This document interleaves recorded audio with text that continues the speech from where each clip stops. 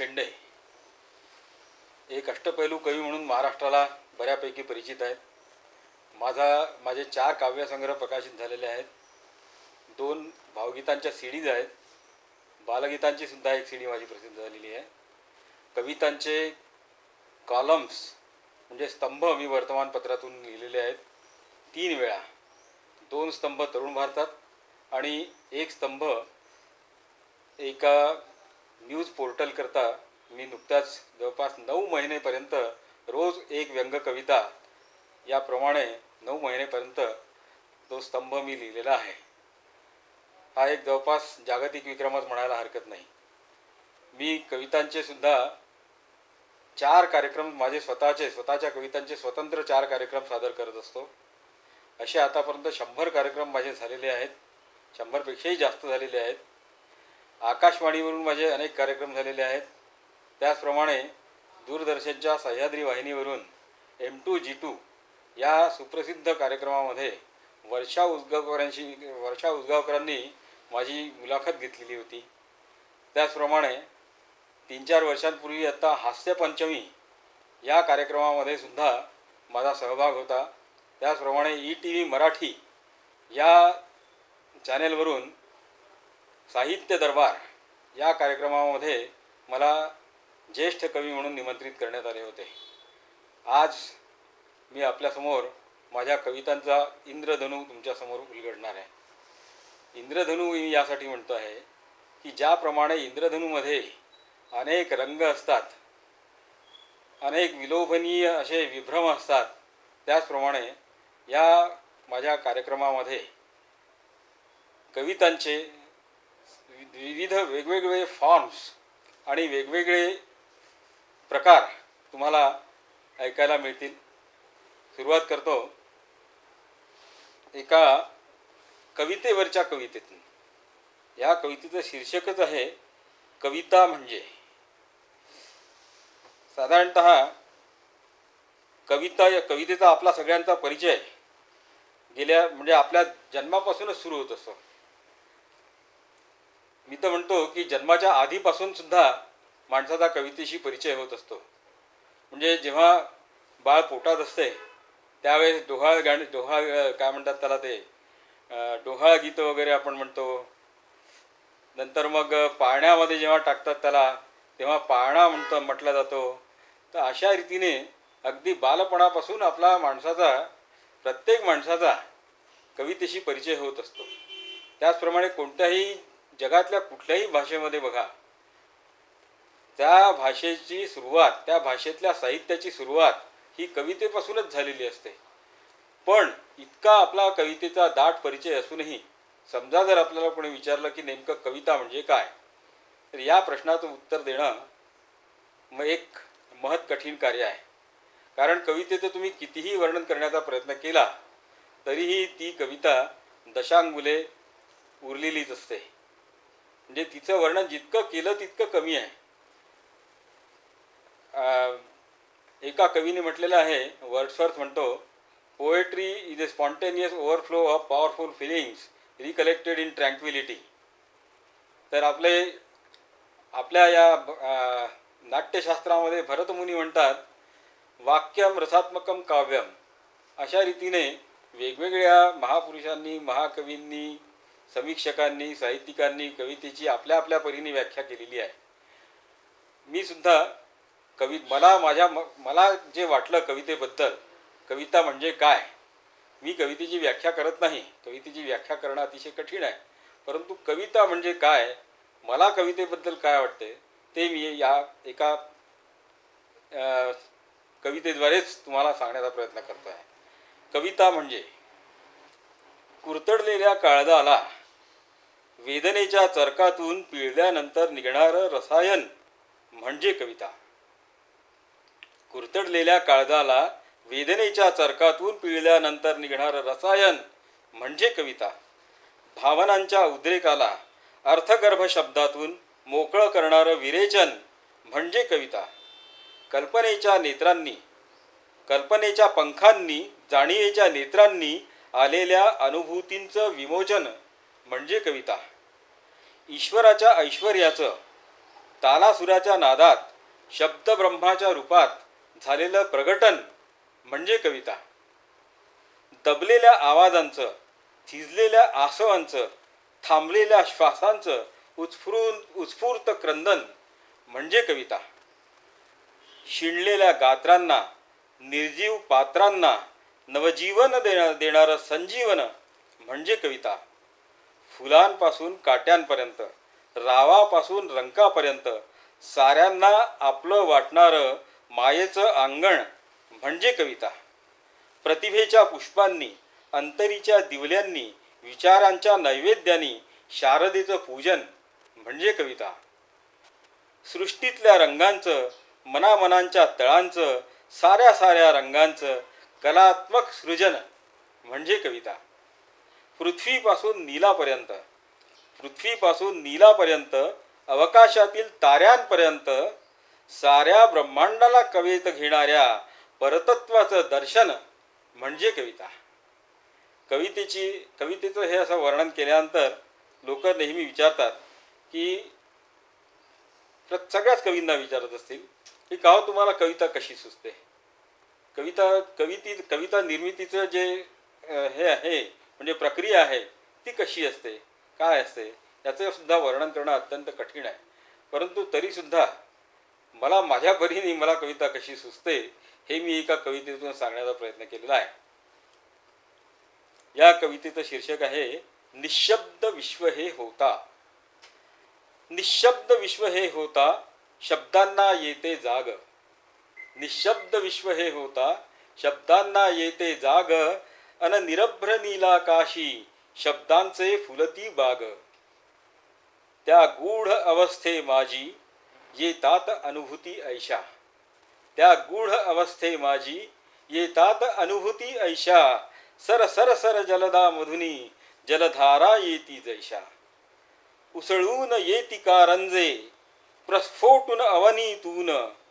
उसळून येती कारंजे प्रस्फोटून अवनीतून. तैशीच उतरते कविता अवचित या झरणीतून. उन्मनी मनोव्यापारी जगताचे नुरते भान. उन्मनी मनोव्यापारी जगताचे नुरते भान. डोळ्यांना केवळ दिसते शब्दांचे हिरवे रान. कुठुनिया कोण येतोनी, कुठुनिया कोण येतोनी, प्राणात फुंकतो प्राण. कुठुनिया कोण येतोनी, प्राणात फुंकतो प्राण. मग शब्द फकीरालाही शब्दांची मिळते खाण. मग शब्द फकीरालाही शब्दांची मिळते खाण. तर अशी ही कविता निर्मितीची जी प्रक्रिया आहे ती मी थोडक्यात तुमच्या पुढे वर्णन करण्याचा प्रयत्न केलेला आहे. यानंतर जी कविता सादर करतो आहे त्या कवितेचं शीर्षक आहे इशारा. कळेन मजला कसा उडाला डोळ्यामधला पारा. कळेन मजला कसा उडाला डोळ्यामधला पारा. स्वरूप माझे मला दिसेना गेला विझून तारा. सूर्य निघाला दूर प्रवासी क्षितिज पारच्या देशी. जाता जाता हळूच करतो मजला एक इशारा. दूर कोठुनी नभी उगवतो घननील सायंतारा. दूर कोठुनी नभी उगवतो घननील सायंतारा. कुंजवनातून मधुकंसाला छेडित येतो वारा. कुंजवनातून मधुकंसाला छेडित येतो वारा. फिरून येती घरट्या माझी मुक्त विहरते पक्षी. फिरून येती घरट्या माझी मुक्त विहरते पक्षी. रातराणीच्या गंधावरला उठला आता पहारा. निर्वाणीच्या कातरवेळी मना लागते ओढ. निर्वाणीच्या कातरवेळी मना लागते ओढ. मनात येते चला बघूया तिथला आता नजारा. मनात येते चला बघूया तिथला आता नजारा. तिथला आता नजारा.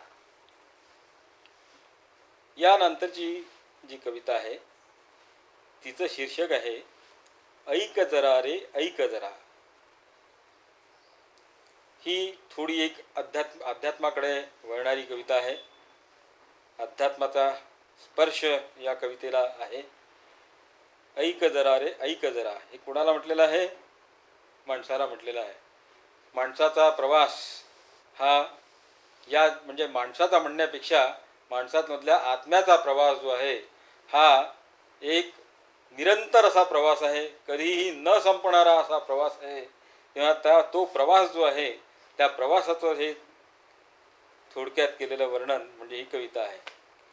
कुठे चालला भरा भरा, कुठे चालला भरा भरा, ऐक जरा रे ऐक जरा. कुठे चालला भरा भरा, ऐक जरा रे ऐक जरा. ह्या गावाहून त्या गावाला, दिसते भिंगरी तव पायाला. प्रवास झाला आता पुरा, ऐक जरा रे ऐक जरा. किती कमविले किती गमविले, किती कमविले किती गमविले, किती तोडले किती जोडले, हिशेब याचा ठेव खरा, ऐक जरा रे ऐक जरा. तुझे आपले इथे न काही, तुझे आपले इथे न काही, क्षणभंगुर हे सारे पाही. गुंतू नको तू इथे नरा, ऐक जरा रे ऐक जरा. ह्या विश्वाच्या पलीकडेही, ह्या विश्वाच्या पलीकडेही, विश्व तुला जे ठाऊक नाही. कैवल्याचा तिथे झरा, कैवल्याचा तिथे झरा, ऐक जरा रे ऐक जरा. तिथेच जायाचे रे तुझला, तिथेच जायाचे रे तुझला. मोह सारुनी आता इथला, तिथेच जायाचे रे तुझला. मोह सारुनी आता इथला. स्मर तू केवळ हरिहरा, ऐक जरा रे ऐक जरा, ऐक जरा रे ऐक जरा. यानंतर आता माझा जो एक विशेष परिचय आहे तो म्हणजे व्यंग आणि विडंबन कविता हे माझं वैशिष्ट्य आहे. आत्ता गेल्या 3-4 वर्षांपूर्वी सह्याद्री वाहिनीवर हास्यपंचमी नावाचा जो कार्यक्रम झाला होता त्या कार्यक्रमामध्ये माझी ओळख विडंबनाचा बादशाह अशी करून देण्यात आली होती. तेव्हा आता मी आपल्यासमोर काही विडंबन कविता सादर करतो. त्यातली पहिली विडंबन कविता म्हणजे आहे मंगेश पाडगावकरांची अतिशय प्रसिद्ध असलेली प्रेम म्हणजे प्रेम म्हणजे प्रेम असतं, ही जी कविता आहे त्याचं मी केलेलं हे विडंबन आहे. या कवितेमध्ये पाडगावकरांचा नातू पाडगावकरांना म्हणतो, कल्पना अशी केलेली आहे, पाडगावकरांचा नातू पाडगावकरांना म्हणतो आहे, अहो आजोबा, प्रेम म्हणजे प्रेम म्हणजे प्रेम असतं. आजोबा, प्रेम म्हणजे प्रेम म्हणजे प्रेम असतं, पण तुमचं आणि आमचं सेम मात्र नसतं. तुमच्या वेळी प्रेम एकावरच करायचे, तुमच्या वेळी प्रेम एकावरच करायचे. जन्मभर साथ देण्याच्या आणाभाका खायचे. कुठेतरी लपून छपून एकांतात भेटायचे आणि गुलगुलू गुलगुलू गुलगुलू गुलगुलू गप्पा मारायचे. आमचं मात्र तसं नसतं. आमचं प्रेम खुल्लम खुल्ला असतं. जन्मभर तोच तो शी, आम्हाला कल्पनेतही सहन होत नसतं. आम्हाला नित्य नवं खेळणं हवं असतं. म्हणून म्हणतो आजोबा, प्रेम म्हणजे प्रेम म्हणजे प्रेम असतं, पण तुमचं आणि आमचं सेम मात्र नसतं. तुमच्या वेळी प्रेम प्रथमदर्शनी किंवा सहवासानी वगैरे होत होतं. तुमच्या वेळी प्रेम प्रथमदर्शनी किंवा सहवासानी वगैरे होत होतं, तर आमचं प्रेम एकमेकांना प्रत्यक्ष न पाहता सेलवर किंवा नेटवरही सेट होतं. तुमचं प्रेम बागेत किंवा नदी किनारी हळुवारपणे फुलायचं बहरायचं, तर आमचं मात्र पबमध्ये किंवा रेव पार्ट्यांमध्ये घोड्यासारखं उधळतं. म्हणून म्हणतो आजोबा, प्रेम म्हणजे प्रेम म्हणजे प्रेम असतं, पण तुमचं आणि आमचं सेम मात्र नसतं. तुमच्या प्रेमाचं पर्यावसान लग्नात तरी व्हायचं किंवा प्रेमभंगात तरी व्हायचं. तुमच्या प्रेमाचं पर्यावसान लग्नात तरी व्हायचं किंवा प्रेमभंगात तरी व्हायचं. कधीतरी कुणीतरी त्यासाठी जीवही द्यायचं. सॉरी. तुमच्या प्रेमाचं पर्यावसान लग्नात तरी व्हायचं किंवा प्रेमभंगात व्हायचं. कधी कधी कुणीतरी त्यासाठी जीवही द्यायचं. आमचं तसं नसतं. लग्न केलंच नाही तरीही आमचं काहीही बिघडत नसतं. आम्ही कधी कॉन्ट्रॅक्ट मॅरेजमध्ये तर कधी लिव्ह इनमध्ये राहतो. एकाने दगा दिला तर दुसरा तिसरा अल्टरनेटिव्ह तयार ठेवतो. तुमचं प्रेम म्हणजे लँडलाईन सारखं आउटडेटेड आणि स्टॅटिक असतं, तर आमचं 3G 4G 5G सारखं डायनॅमिक असतं. म्हणून म्हणतो आजोबा, प्रेम म्हणजे प्रेम म्हणजे प्रेम असतं, पण तुमचं आणि आमचं सेम मात्र नसतं. प्रेम म्हणजे प्रेम म्हणजे प्रेम असतं, पण तुमचं आणि आमचं सेम मात्र नसतं. आता यानंतर एक विडंबन कविता सादर करतो. तसा मी काही गायक नाही, पण विडंबन कवितेला काही खूप चांगला गायकच असला पाहिजे असं काही आवश्यक नाही आहे. त्यामुळे मी विडंबन कविता गाण्याचा कधी कधी धाष्ट करतो. हे जे विडंबन गीत आहे, हे विडंबन गीत अतिशय सुप्रसिद्ध असं एक गाणं आहे. काय, ही चाल तुरु तुरु, ही चाल तुरु तुरु, जे गाणं आहे त्या गाण्यावर हे विडंबन गीत माझं आधारलेलं आहे. प्रेयसी जेव्हा बायको होते तेव्हा त्या लग्नाआधीच्या चंद्रमुखीचं रूपांतर आधी सूर्यमुखी नंतर ज्वालामुखीत होते. लग्नाआधी तिच्या एका कटाक्षासाठी आसुसलेला हा तिचा प्रियकर लग्नानंतर जेव्हा ती बायको होते आणि त्याच्याकडे प्रेमाने लाडाने पाहते तेव्हा याला मात्र त्याच्या खिशावर येणाऱ्या ते संकटाची चाहूल वाटते. असा भाव या गीतामधून व्यक्त झालेला आहे. ऐका. नको पाहू एकटक जीव होतो धक्क धक्क जेव्हा माझ्याकडे तू पाहते. नको पाहू एकटक जीव होतो धक्क धक्क जेव्हा माझ्याकडे तू पाहते. जशी बेवड्याच्या पेल्यात शॅम्पेनच्या तोऱ्यात नारिंगी फसफसते. नको पाहू एकटक जीव होतो धक्क धक्क जेव्हा माझ्याकडे तू पाहते. जशी बेवड्याच्या पेल्यात शॅम्पेनच्या तोऱ्यात नारिंगी फसफसते. नको तू येऊ लाडात, नको तू येऊ लाडात, आणू नको मज गोत्यात. तुरक्या तुझ्या त्या नजरेनं जमा मी होतो मेल्यात. तुझे झांबियन केस, तुझे झांबियन केस, फुलंदेवी वाणी फेस, माझ्याकडे तू वळवीते. मनामध्ये मला तेव्हा वाटे अटलजीचा हेवा, मनामध्ये मला तेव्हा वाटे अटलजीचा हेवा, ब्रह्मचार्याचं सुख कळते. नको पाहू एकटक जीव होतो धक्क धक्क जेव्हा माझ्याकडे तू पाहते. जशी बेवड्याच्या पेल्यात शॅम्पेनच्या तोऱ्यात नारिंगी फसफसते. कड कड कड तू भांडते, फड फड फड्यानी मारते. बाळाची शिसू आणि वरून धुण भांडी करायला लावते. तुझे असे अत्याचार झालो पुरा मी बेजार, तुझे असे अत्याचार झालो पुरा मी बेजार. तरी सांगून मी शकतो, काही झालं तरी बायको लोक म्हणतील केली काय को, म्हणून या मी चुप्प बसतो. नको पाहू एकटक जीव होतो धक्क धक्क जेव्हा माझ्याकडे तू पाहते. जशी बेवड्याच्या पेल्यात शॅम्पेनच्या तोऱ्यात नारिंगी फसफसते. जशी बेवड्याच्या पेल्यात शॅम्पेनच्या तोऱ्यात नारिंगी फसफसते. धन्यवाद.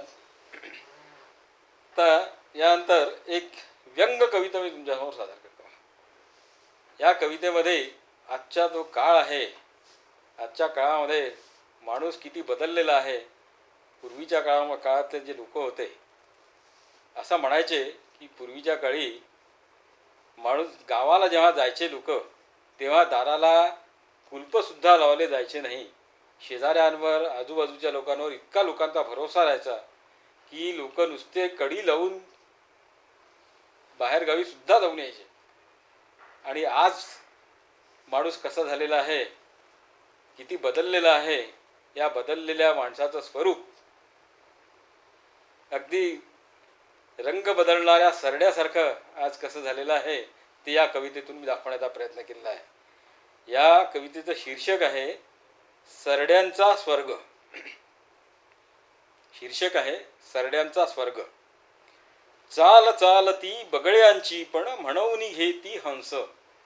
चाल चालती बगळ्यांची पण म्हणून घेती हंस. कृष्णाच्या वेशात मिरविती गल्लो गल्ली कंस. खोळ ओढुनी वनराजाची ऐटीत चलती कोल्हे. खोळ ओढुनी वनराजाची ऐटीत चलती कोल्हे. हुजूर हुजूर करणारे स्वामी तख्ताचे झाले. घालून फिरती गळ्यात दिवसा रुद्राक्षी माळा. घालून फिरती गळ्यात दिवसा रुद्राक्षी माळा. तेच शोधिती रात समयीला वारांगणी चाळा. म्हणून घेती स्वतःस व्याख्याते प्रवचनकार. म्हणून घेती स्वतःस व्याख्याते प्रवचनकार. तेच हडपती लोकधनाला होऊन बेदरकार. घोट पाजती इतर जनांना सच्चारित्र्याचे. घोट पाजती इतर जनांना सच्चारित्र्याचे. वर्तन त्यांचे बघा सुजन हो कसे दांभिकांचे. चेहरा एकही नाही सच्चा. चेहरा एकही नाही सच्चा. मुखवटेच सर्व. चेहरा एकही नाही सच्चा. मुखवटेच सर्व. दुनिया आता बनली आहे सरड्यांचा स्वर्ग. दुनिया आता बनली केवळ सरड्यांचा स्वर्ग. दुनिया आता बनली केवळ सरड्यांचा स्वर्ग. यानंतर अजून एक विडंबन गीत सादर करतो तुमच्यासमोर. हे जे विडंबन गीत आहे हे अतिशय प्रसिद्ध अशा शास्त्रीय संगीतावर आधारित असलेल्या एका अतिशय प्रसिद्ध मन्नाडेंनी गाऊन अजरामर केलेल्या एका अत्यंत प्रसिद्ध अशा गाण्यावर हे विडंबन गीत बेतलेलं आहे. जे मूळ गीत आहे मन्नाडेंनी गायलेलं त्याचे बोल होते झनक झनक तोरी बाजे दोन झनक झनक तोरी बाजे पायलिया. झनक झनक तोरी बाजे पायलिया. प्रीत के गीत सुनाए पायलिया. या गाण्यावर हे विडंबन गीत बेतलेलं आहे.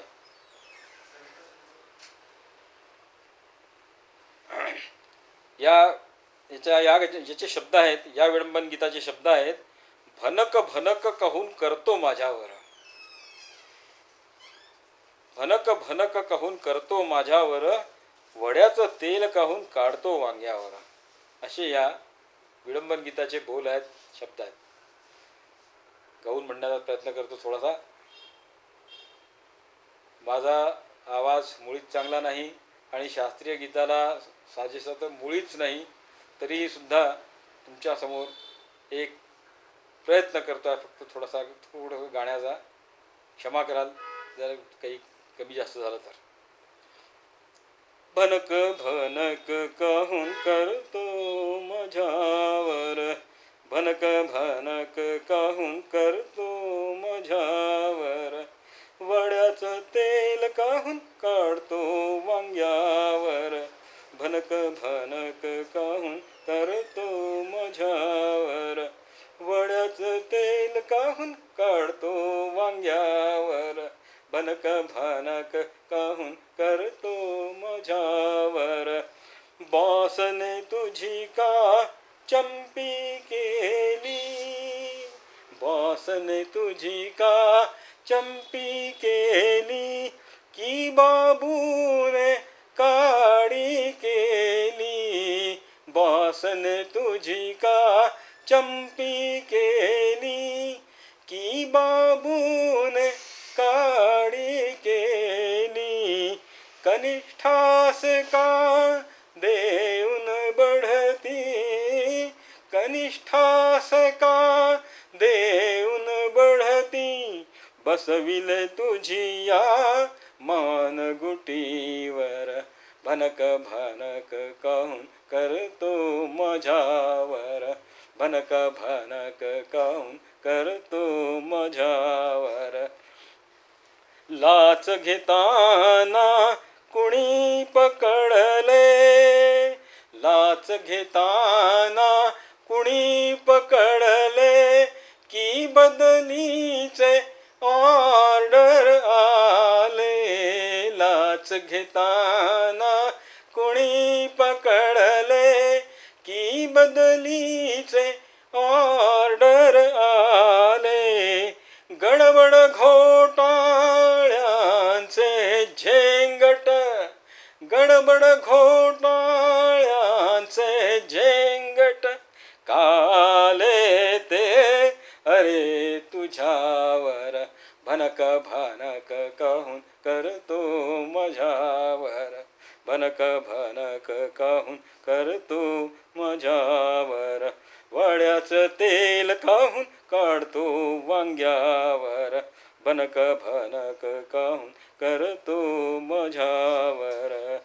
नोकरीत हे असेच चाले, नोकरीत हे असेच चाले.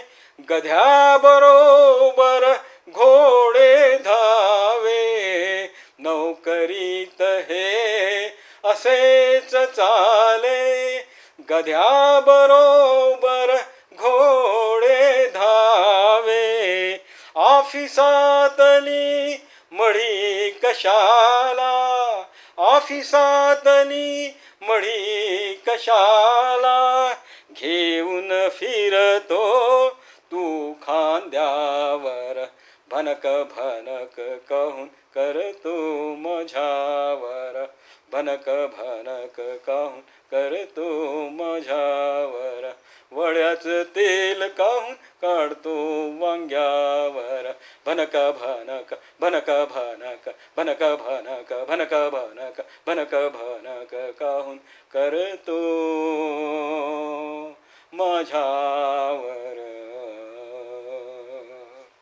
आता तुमच्यासमोर मी एक शेवटची कविता सादर करतो आहे. या कवितेचं शीर्षक आहे समरसतेचे दीप. आपण पाहतोय सध्याचा जो काळ आहे हा सगळीकडे म्हणजे अक्षरशः ज्याला आपण रॅट रेस म्हणतो, मूषक स्पर्धा, म्हणजे एकमेकांवर कुरघोडी करण्याचे प्रयत्न राजकीय पक्षच नाही तर समाजात सुद्धा सगळीकडे जिकडे तिकडे दिसत आहेत. एक जण दुसऱ्याचे पाय ओढतो, दुसरा तिसऱ्याचे पाय ओढतो. द्वेष मत्सर जगात सगळीकडे पसरलेला आहे. आपल्याला वाट्याला जे आलेलं आहे त्यात समाधान न मानता दुसऱ्याच्या याच्याकडे पाहून आपण आपल्या स्वतःलाच दुःखी करून घेत असतो. ही जी अशी परिस्थिती आहे, हे असं जे वातावरण आहे हे वातावरण बदलावं आणि जिकडे तिकडे विद्वेषाचे वणवे जे पेटलेले आहेत ते वणवे शांत व्हावेत. या जगाला पुन्हा एकदा एक नवं ज्योतिर्मय असं, प्रकाशमय असं, सुखमय असं पर्व या जगाला लाभो, सगळ्यांना लाभो अशी प्रार्थना मी या कवितेमधून केलेली आहे. कवितेचं शीर्षक आहे समरसतेचे दीप. विद्वेषाचे नकोत वणवे, विद्वेषाचे नकोत वणवे, समरसतेचे दीप हवे. विद्वेषाचे नकोत वणवे, समरसतेचे दीप हवे. जाळून सारे जळमट आणू, ज्योतिर्मय हे पर्व नवे. विद्वेषाचे नकोत वणवे, समरसतेचे दीप हवे. जाळून सारे जळमट आणू, ज्योतिर्मय हे पर्व नवे. दूरत्वाच्या नकोत भिंती, दूरत्वाच्या नकोत भिंती, घरटे आता एक हवे. दूरत्वाच्या नकोत भिंती, घरटे आता एक हवे. मनामनातील किलमिष जाऊन, मनामनातील किलमिष जाऊन, एकत्वाचे भान हवे. नंदनवन हे पुन्हा फुलवूया, नंदनवन हे पुन्हा फुलवूया. तुटल्या तारा पुन्हा जोडूया, एकमुखाने मातृभूमीचे, एकमुखाने मातृभूमीचे गाऊ वैभव गान सवे. विद्वेषाचे नकोत वणवे समरसतेचे दीप हवे. विद्वेषाचे नकोत वणवे समरसतेचे दीप हवे. जाळून सारे जळमट आणू ज्योतिर्मय हे पर्व नवे. विद्वेषाचे नकोत वणवे विद्वेषाचे नकोत वणवे समरसतेचे दीप हवे. जाळून सारे जळमट आणू ज्योतिर्मय हे पर्व नवे. ज्योतिर्मय हे पर्व नवे. नमस्कार.